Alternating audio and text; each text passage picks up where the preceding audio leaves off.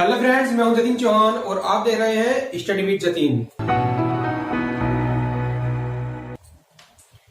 हमने इससे पहले वाली वीडियो में हमने सीखा unicellular and multi cellular organism के बारे में, और आज के लेक्चर में हम सीखेंगे prokaryotic cells and eukaryotic cells. सबसे पहला जो पॉइंट है इसमें कि all cells contains three features in common. चाहे यूकैरियोटिक सेल्स हो चाहे प्रोकैरियोटिक, तीन फीचर्स कॉमन होते हैं, जैसे कि सेल मेम्ब्रेन। जैसे कोई भी सेल है तो उसमें सबसे पहले जो उसकी सेल मेम्ब्रेन होती है।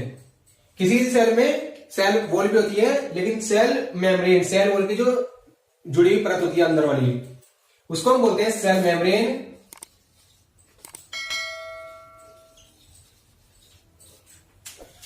ये चाहे प्रोकैरियोटिक हो चाहे यूकैरियोटिक, सब में होती है सेल मेम्ब्रेन। Second, cytoplasm.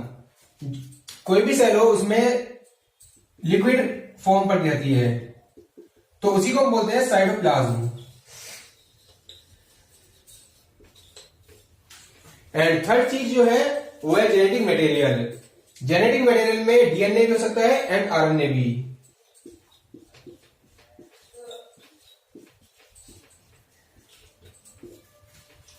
ये तीनों फीचर्स हर सेल में पाए जाते हैं। तो जो डीएनए और आरएनए होते हैं या तो न्यूक्लियस के अंदर होंगे या फिर ऐसे ही बिखरे होंगे। हम बात करते हैं सबसे पहले प्रोकैरियोटिक सेल्स की। तो प्रो का नाम होता है फर्स्ट या primitive.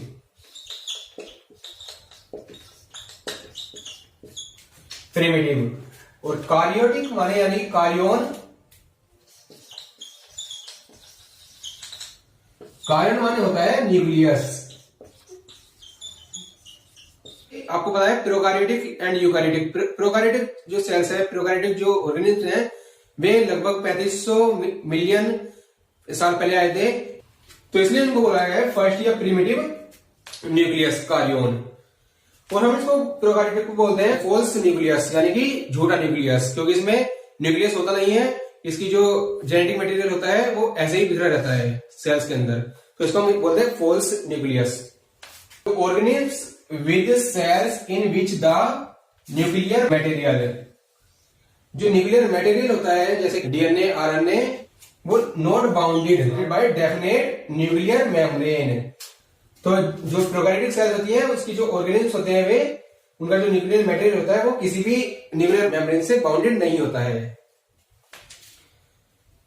Second point, these are simple structure. इनकी बहुत सिंपल स्ट्रक्चर होती है। Third point, they are generally smaller and multiply more rapidly than the eukaryotic cells. इनकी जो सेल्स होती है बहुत ही छोटी होती है, यूकैरियोटिक से ज्यादा स्पीड में मल्टीप्लाई होती है। मल्टीप्लाई माने उनकी डिवीजन यूकैरियोटिक सेल्स के अकॉर्डिंग बहुत तेजी से होता है। They may vary greatly in shape and size. जो इनका शेप एंड साइज होता है वो बहुत ही ज्यादा प्रकार का होता है, अलग अलग होता है। किसी की शेप अलग कैसी होती है, किसी की शेप कैसी होती है इनकी सेल्स की। जैसे एग्जांपल के तौर पे हमने ले लिया कि 4 बेसिक शेप्स होती है बैक्टीरिया में। जैसे बैसिलस क्या है, एक बैक्टीरिया का नाम है, उसकी शेप कैसी होती है, रोड शेप। कोकस जो बैक्टीरिया हो गया उसकी होती है स्पेरिकल शेप। और जो स्पिरम होता है उसका होता है स्पाइरल, जैसे नूडल्स वगैरह होता है। सो फ्रेंड्स, प्रोकैरियोट्स में सभी prokaryotes, all prokaryotes have a cell wall surrounding the cell membrane. मैंने बताया कि जो सेल होती है उसमें सेल मेम्ब्रेन होती है। सेल मेम्ब्रेन को हम प्लाज्मा मेम्ब्रेन भी बोलते हैं। जैसे ये सेल हो गई, तो सबसे ऊपर जो पहली परत आती है वो होती है सेल वॉल, जो सबसे बाहर वाली परत होती है, सेल वॉल। इससे जुड़ी हुई इससे अंदर वाली परत होती है, इसको बोलते हैं हम सेल मेम्ब्रेन, एंड इसको प्लाज्मा मेम्ब्रेन भी बोलते हैं। प्रोकैरियोटिक की सेल होती है, प्रोकैरियोटिक ऑर्गेनिज्म की सेल होती है, उन सभी में सेल वॉल पाई जाती है। सेकंड, जो फ्लूइड मैट्रिक्स होता है, जैसे मैंने बताया कि सेल के अंदर चिपचिपा पदार्थ रहता है, fluid matrix filling the cell is the cytoplasm, उसको साइटोप्लाज्म बोलते हैं। जैसे सेल हो गई, उसके अंदर जो चिपचिपा पदार्थ रहता है जिसमें सारी ऑर्गेनेल्स यूकैरियोट में पड़ी रहती है, एंड इसमें क्या रहता है, जेनेटिक मटेरियल वगैरह रहता है, तो इस पदार्थ को बोलते हैं cytoplasm. Third one genomic DNA.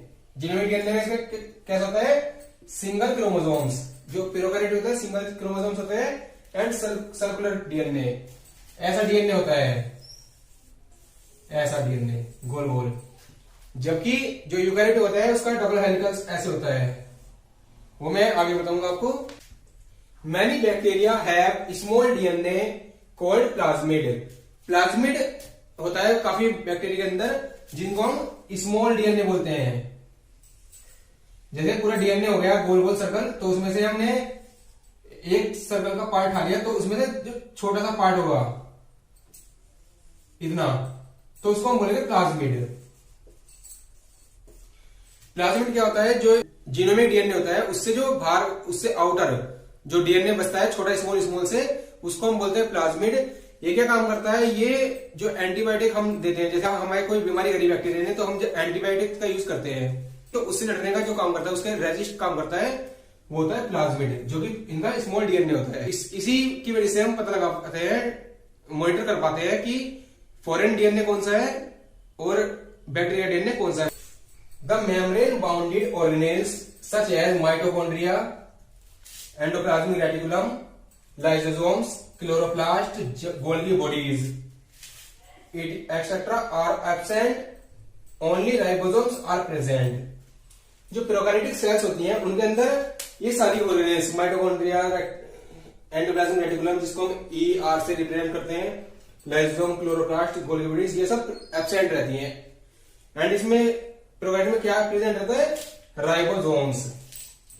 Ribosomes दोनों में प्रेजेंट रहता है, यूकैरियोट्स में एंड प्रोकैरियोट्स में। प्रोकैरियोट्स में कहां पे पाया जाता है, जो सेल मेम्ब्रेन, जो मैंने प्लाज्मा मेम्ब्रेन आपको बताई, उसके चारों तरफ अटैच रहते हैं राइबोसोम्स। जो प्लाज्मा मेम्ब्रेन है इससे अटैच रहते हैं ऐसे गोले गोले से। तो राइबोसोम्स का काम क्या होता है, प्रोटीन बनाना। इनका साइज क्या होता है, 15 नैनोमीटर से 20 नैनोमीटर के बीच का इनका साइज होता है।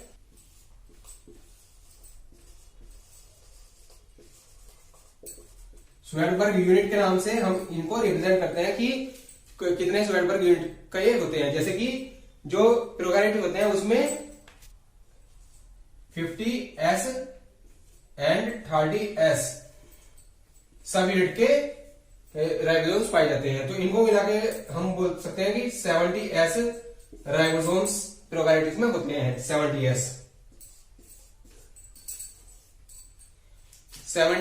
स्वेडबर्ग यूनिट राइबोसोम्स इसके अंदर होते हैं। इनके अंदर 40% तो प्रोटीन पाया जाता है एंड 60% RNA होता है। प्रोकैरियोटिक सेल्स के अंदर एक मेसोसोम्स नाम की लेयर भी होती है, जो कि कॉन्वोल्यूटेड मेम्ब्रेनस स्ट्रक्चर फॉर्म करती है by infolding of the plasma membrane. Plasma membrane को इनफोल्डिंग करती है और ये काम कहां पर आती है, they help in cell wall formation.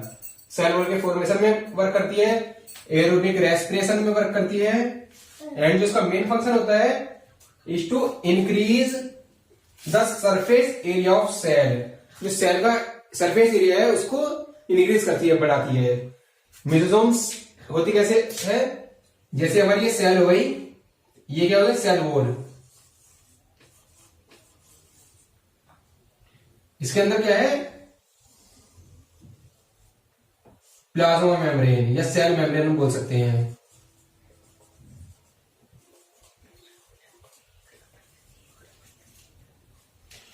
तो जो प्लाज्मा मेम्ब्रेन है इससे ही ये पूरे सर्कल में कहीं से भी ये ऐसे होती है, तो हम इसको बोलते हैं मेसोसोम्स। तो ये जब ये फैलती है, कोई स्पिरल है उसको आप कैसे, तो सरफेस एरिया कैसा होगा, इंक्रीज होगा। तो ऐसे ये भी फैल के क्या करती है, सेल की जो सरफेस एरिया है उसको इंक्रीज कर देती है। प्रोकैरियोटिक सेल्स के अंदर कुछ रिजर्व मटेरियल भी होता है जिनको हम बोलते हैं infusion bodies. Result materials in prokaryotic cells are stored in the cytoplasm, cytoplasm के अंदर ये बिखरे रहते हैं। These are life free in cytoplasm, ये किसी भी मेम्ब्रेन बाउंडेड नहीं होते हैं, ये केवल ऐसे बिखरे रहते हैं बिना मेम्ब्रेन के ही। इनका एग्जांपल है phosphate granules, cyanophycin granules and glycogen granules, जो कि प्रोकैरियोट के रिजल्ट मटेरियल्स होते हैं। एंड प्रोकैरियोट के एग्जांपल जैसे मैं बता दूं कि बैक्टीरिया, ब्लू ग्रीन एल्गी हो गई, एल्गी माइकोप्लाज्मा। यूकैरियोटिक सेल्स की हम बात करते हैं तो यू माने होता है ट्रू, जैसे प्रो माने होता है फॉल्स या फिर प्रिमिटिव या फिर फर्स्ट, ऐसे यू माने होता है ट्रू एंड कार्योन माने न्यूक्लियस, यानी कि सही न्यूक्लियर जो कि एनवेलप से बाउंड है, न्यूक्लियर मेम्ब्रेन से बाउंड होता है। Organism with cells in which the nuclear material, जो जेनेटिक मटेरियल होता है nuclear material, is bounded by a definite nuclear membrane, ये न्यूक्लियर मेम्ब्रेन से बाउंड होता है, इसलिए इसको यूकैरियोटिक सेल्स भी हम बोलते हैं। These are complicated structure cells, ये थोड़ी कॉम्प्लिकेटेड टाइप की सेल होती है जिसमें कि बहुत सारी ऑर्गेनेल्स होती हैं, जैसे माइटोकॉन्ड्रिया या लाइसोसोम्स, क्लोरोप्लास्ट, ये सब चीज इसमें होती हैं और पूरी भरी हुई होती है। एंड मेम्ब्रेन, जितनी भी ऑर्गेनेल्स होती है सारी मेम्ब्रेन से बाउंड होती है। राइबोसोम्स जो इसमें होते हैं यूकैरियोटिक में, होते हैं 80s सब यूनिट से, स्वेडबर्ग यूनिट साइज के, जो कि बनते हैं 60s प्लस 40s सब यूनिट को जोड़कर।